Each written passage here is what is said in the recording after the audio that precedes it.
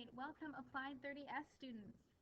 We are going to do something called flipping the classroom. That means on your free time in the evening, you are listening to different lectures or anything that I have for you, and then while you're in the classroom, you're going to be doing work or doing experiments or projects. So let's get started. So far, you should have read the story, commented for response, and taken the 3 different polls, the agree or disagree. And now we're going to start with making conjectures. This is our first unit called logical reasoning. So conjecture, what does it mean? It's a testable expression that is based on gathered evidence but is not yet proved. So in other words, this means it is to make a judgment based on incomplete evidence or guesswork. The more support you have for your conjecture, the stronger it is, but it does not prove it. Inductive reasoning. What does it mean? Drawing a general conclusion by 1. Observing patterns, or 2. Identifying properties in specific examples. So far we have conjecture and inductive reasoning. So let's try a few. How many triangles will be in the 10th picture of this pattern? So we need to think of these triangles in terms of height.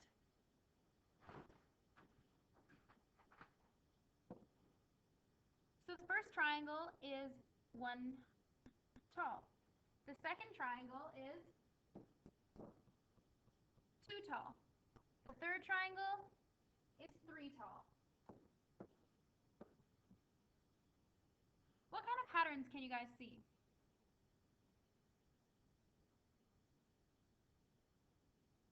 Well, let's count how many triangles are in each triangle. And no, we're not counting the big one as a triangle. We're counting them as individual small triangles. So if we look, our first triangle has 1. Our second triangle has 4. Our third triangle has 9. Do you guys see a pattern? So we could go 1 times 1 equals 1.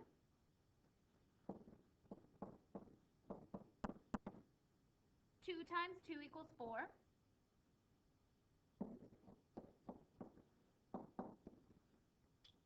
And 3 times 3 equals 9. So what do you think is going to be in the 10th picture of this pattern? Any guesses?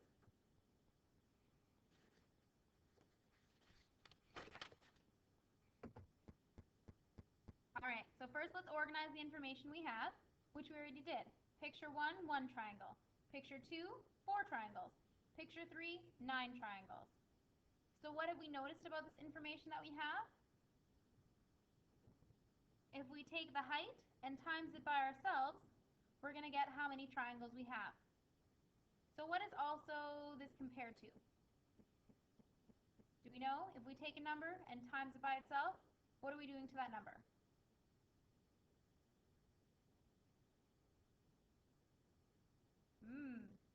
Let's see.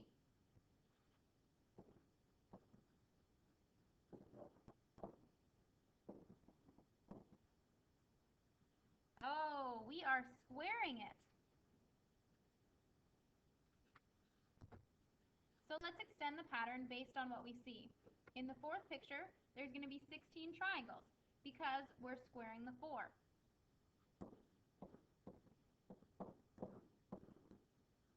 In the 5th picture, we're going to have 25 triangles because 5 to the power of 2 equals 25.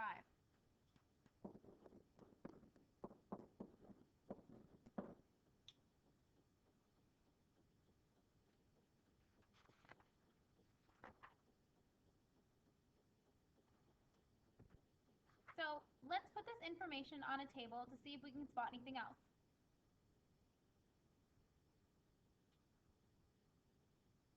So 1 is 1, 2 is 4, 3 is 9, 4 is 16, and 5 is 25.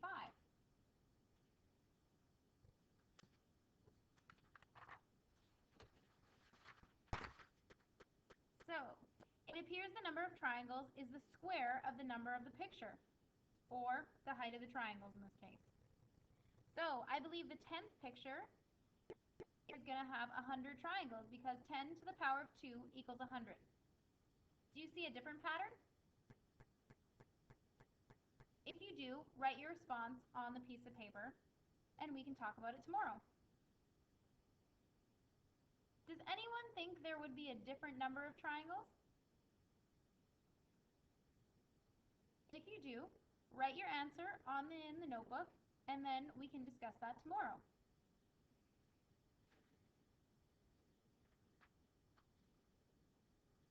Okay, let's try and do another one.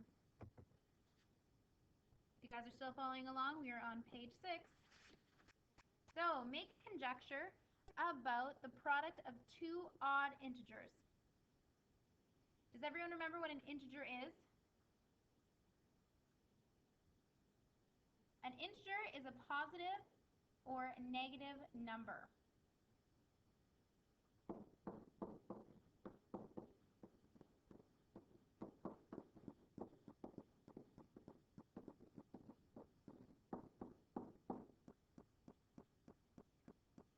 So, product means we're timesing. So, we have 3 times 7 equals 21. Negative 5 times negative 3 equals 15. 3 times negative 3 equals negative 9. So it seems that multiplying odd integers will result in an odd product. So this would be our conjecture.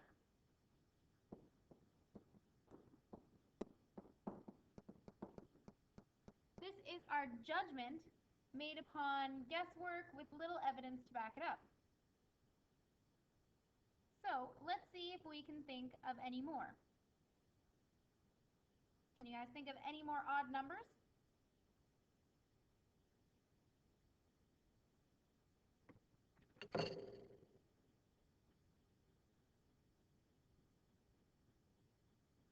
Let's try 7 and 9.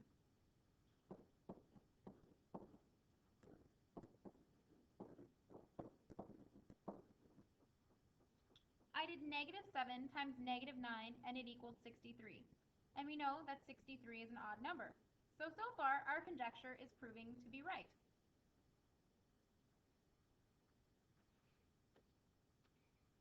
See if you can come up with 4 other equations to prove our conjecture right. Or maybe you can prove it wrong. Pause the video if you need more time. So let's test. Pick some random numbers. Negative 211 times negative 17, both odd integers, and they produce a product of 3,587, which is an odd number. Is this conjecture convincing? The evidence is solid, but it doesn't include 9 as a factor. Including it would make the argument more convincing.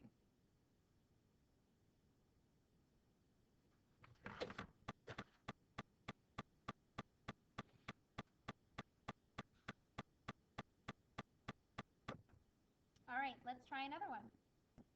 Number 3, make a conjecture about the difference between consecutive perfect squares. Does anyone know what the word consecutive means?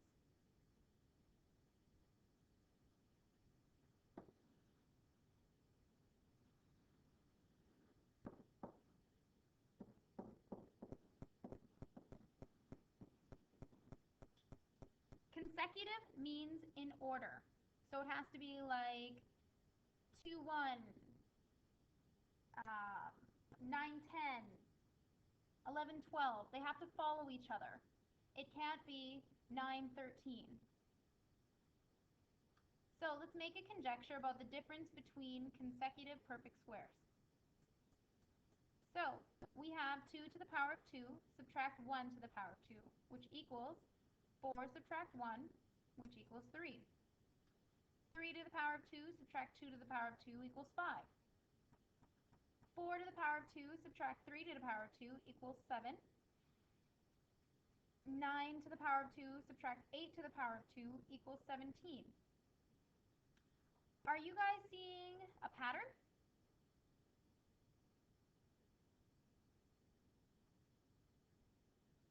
I want you to write down 2 more on your piece of paper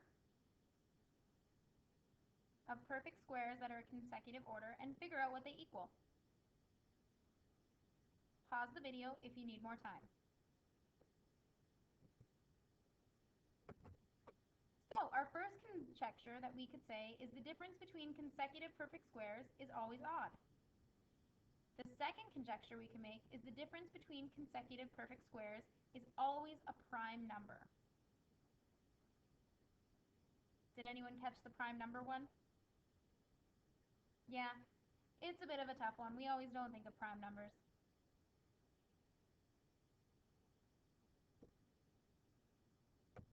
So let's do another test. 12 to the power of 2 subtract 11 to the power of 2 equals 23. The test shows that both conjectures to be true. How can it be that two different conjectures are true for the same situation?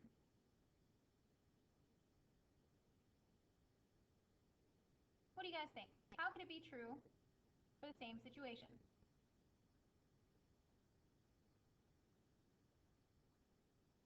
Well, just like there are many different ways to rearrange a formula, there are many different things that we could say about patterns.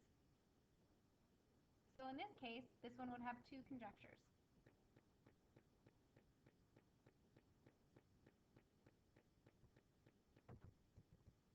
So let's try a practice. Dan noticed that a pattern in the digits of multiples of 3. He created the following table to show the pattern. Make a conjecture based on the pattern in the table. So multiples of 3. 12, 15, 18, 21, 24, 27, 30. That should not be an 8 on your paper. That should be a 9. Typo. So, we can notice that if we add the sums of the digits, 1 plus 2 equals 3, 1 plus 5 equals 6, 1 plus 8 equals 9, 2 plus 1 equals 3, 2 plus 4 equals 6, 2 plus 7 equals 9, 3 plus 0 equals 3. Did anyone do this when they were learning the threes table? That if you would add the sum of a multiple of 3, it would always equal 3, 6, or 9?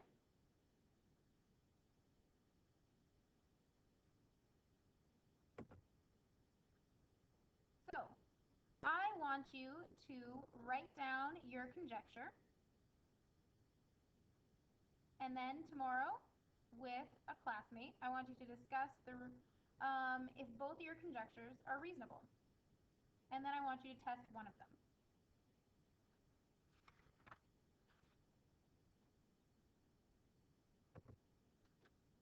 So, assignment after lesson, I want you to take the quiz. I want you to watch at least one of the videos and fill out a video log. Just one. And then I want you to try questions on page 8. You don't have to do them all, but I would like you to try some of them. All right. In class tomorrow, we're going to do some mental math. This is just a review of basic math skills. I want you to hand in your video log. Ask any questions or things you struggled with. So we'll go over your answers and talk about the conjecture that you made. And then I want you to complete page 9. Answer keys are going to be at the front. And then I have a hand-in assignment for you. It's only 2 questions, so it's not very long. All right. Have a good evening.